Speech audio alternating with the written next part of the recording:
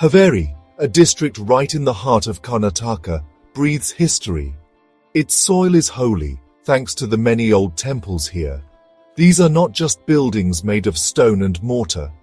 They are living examples of devotion, echoing with centuries of prayers and rituals.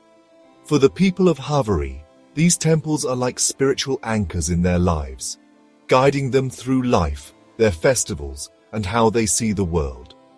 They show a deep connection to their ancestors and to God, a heritage that has been treasured from one generation to the next. The importance of these temples is much more than just for worship. They are amazing works of architecture, showing off the fantastic skills of people from long ago.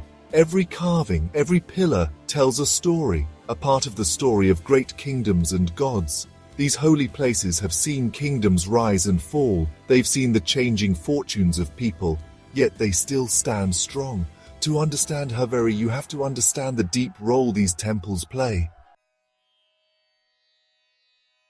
Haveri's temples are a rich mix of different building styles and are dedicated to various gods. Many temples are from the Chalukya era, a time famous for its progress in art and building. Like the Mukteshwara temple in Chowdayadanapura, it's a gem of Kalyani Chalukya architecture, with beautiful sculptures on its walls that look almost alive. Or there's the Siddheshwara temple in Haveri city, a proof of the never-ending power of faith, drawing both pilgrims and art lovers. These buildings are often known for their star-shaped plans, their decorated pillars, and the tiny details in their sculptures. The skill you see in these temples is truly amazing. Skilled workers, whose names are now lost to time, poured all their devotion and amazing talent into every stone. The inner holy place of every temple holds a special meaning. Haveri, like many other parts of Karnataka, has long struggled with the fear of droughts that come again and again. When the monsoon rains don't come, problems grow, affecting farming, people's jobs, and even drinking water. This struggle against nature's unpredictable ways is a familiar story in Haveri, a challenge that tests the courage and strength of its people every year. In times of such great water shortage, faith often becomes an even stronger force. Special prayers and rituals are held in temples all over the district, asking God for rain. These are not acts of desperation, but they show a deep belief in help from God. The whole community comes together, their combined prayers rising like a call from the dry earth. This trust in faith doesn't stop practical action, but goes along with it. Haveri's constant water shortage has been a worry for a long time. The water sources they have now are often not enough, especially during the tough summer months. In an important development at the start of 2025, a ray of hope appeared. The Karnataka Neeravari Nigam Limited, KNNL, approved a large sum of money to build a barrage and bridge on the Tungabhadra river near Kancharagati. This project is seen as something that could really change things for the area. Among the big stories of temples and government projects, the fabric of Haveri's community is also woven with threads of individual kindness and selfless help. One such shining thread is the story of Marulayya. He is a local person known for a very kind act, burying unclaimed bodies. In a world where people are often busy with their own gains, Marulayya's work is a quiet proof of values like caring for others and respect for every human life. His service fills a very important need. Unclaimed bodies often end up alone and without respect. Marulayya fills this gap, taking on the serious job of burying them with dignity. His work shows a basic teaching of many religions, that every person, in life and even after death, deserves respect. The deep religious devotion of Haveri's people often includes taking active part in temple care and rituals, which sometimes comes with unseen risks. A sad event in early February 2025 brought this truth to everyone's attention. On February 7th, at the Haveri Temple in Sheshagiri village, the community was busy with the holy task of installing the kalasha. The kalasha, a holy metal pot placed on top of the temple, has great religious importance. But this special occasion turned into a scene of sorrow.